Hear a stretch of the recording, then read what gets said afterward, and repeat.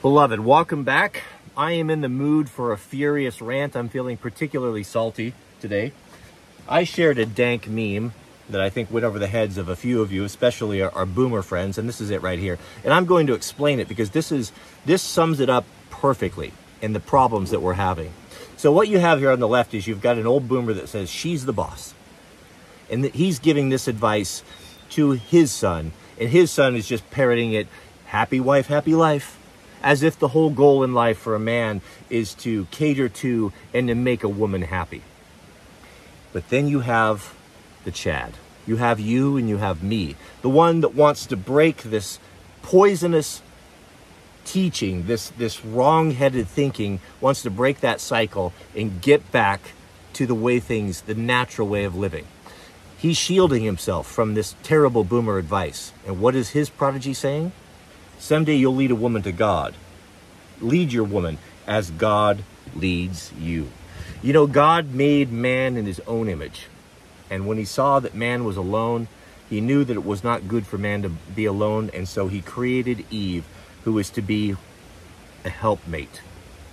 A helpmate. Man was created from God, from the clay, from the dust of the earth. And woman was created from man. To be what? His helpmate. That does not mean a subservient slave or a lower class person, but there needs to be leadership in everything, whether it be corporate America, military. Just try to have two chefs in the kitchen. We even have memes and we have old sayings about this. You know, too many chiefs. You can't get anything done when there are too many chiefs and not enough Indians, right? This is commonly understood. The greatest disservice that the boomers and, not just the boomers, but a lot of parents started doing was putting this into their girls' heads that they needed to be strong and independent. Because right there, that immediately sows doubt. It automatically sets men up for a fall when their father tells them, yet here I am, a man that has protected you, that has sacrificed you, that has created you in my own image and cared for you and loved you and nurtured you. And I have done everything that I can to make you happy and comfortable. I'm talking about their daughters. And yet, but there is no other man. If another man, other men are not to be trusted. They'll just leave you. So you need to go out into get a college degree. You need to get into the workforce, and you need to sacrifice your fertility, your ability to have children, a loving and happy home, a husband. You need to sacrifice all of that to go work at a corporation and to be a wage slave. And just about the time you might wake up and realize, hey, wait a minute, this is not making me happy. This is not what I wanted. Well, what happens then? Menopause. And now you've lost your opportunity, and Satan laughs at you. And they're the one that was supposed to protect you. Your father, your mother, they gave you rotten advice that is going to destroy your life. And women don't realize this. They still are not getting this. Some of them are, not all, but too many are losing it. And that's why we have this epidemic of Karens, is that you have 30, 40-something that's been 20 years on the dating scene, out being taken advantage of bad men. A lot of that has to do not because all men are bad, but because they make bad choices. They choose these men, and then they go on TikTok and they go online and say, oh, that bad man did me wrong, and yet they do it over and over and over again. Maybe, just maybe, the fact that you as a woman have been in the dating scene and don't have a ring on your finger and don't have your own children is because you make poor choices. Maybe the definition of insanity is what your life is.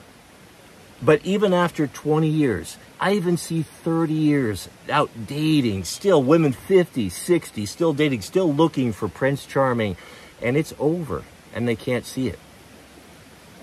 Maybe leadership and attaching yourself to a man that can help you make the decisions and to work together for the common good is a better way to go. And being so strong and independent is not the way.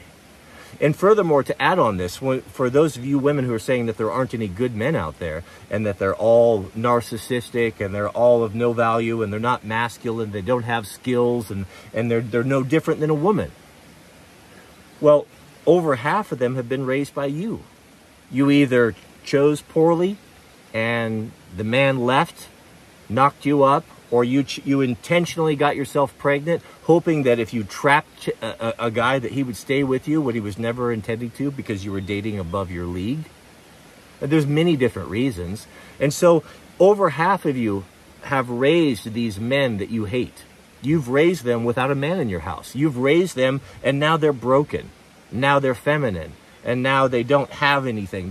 If you don't learn these tools, if you don't, as a young man, if you don't have that strong corrective relationship of a strong father, you know, I'm not going to say you're screwed, but you're definitely hampered in life. You're definitely going through life psychologically with one arm tied behind your back, trying to compete with the rest of us who had a fully functioning and intact family.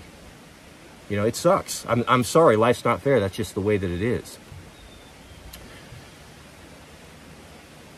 I don't know what the solution is. I mean, there's a lot of people that think, well, if we just get back to the nuclear family, we just get back to traditional values. I don't know. You know, this is an American invention. You know, in the past, it has been the way relationships and the way men and women got together.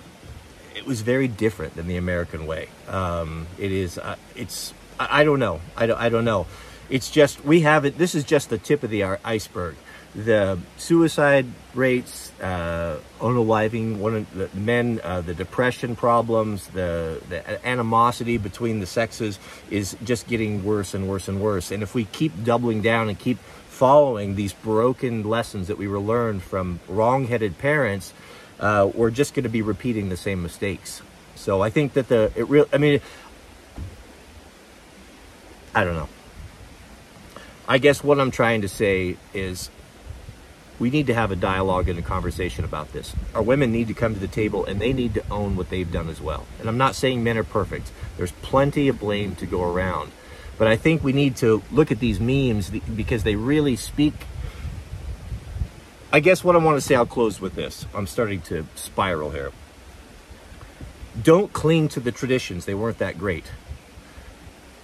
Be sympathetic to the problems that our young people are having these days, and let's have a dialogue and a conversation and try to figure out a way forward. I just don't know what else to say other than that. But I'm sympathetic to our young men. I really am. I'm sympathetic to our women. They're suffering as well. I think that they're living in a fantasy world. I think that they have a problem with not taking accountability more so than men do. But don't be bitching about men. Half of the ones that you're complaining about, if not most of them, are the ones that you raised. You raised the monster you hate. And that should tell you right there that you need help. You are not qualified to raise a family by yourself, no matter what society tells you. May God bless you and your families. Please keep us in your prayers. We'll see you all on the next video.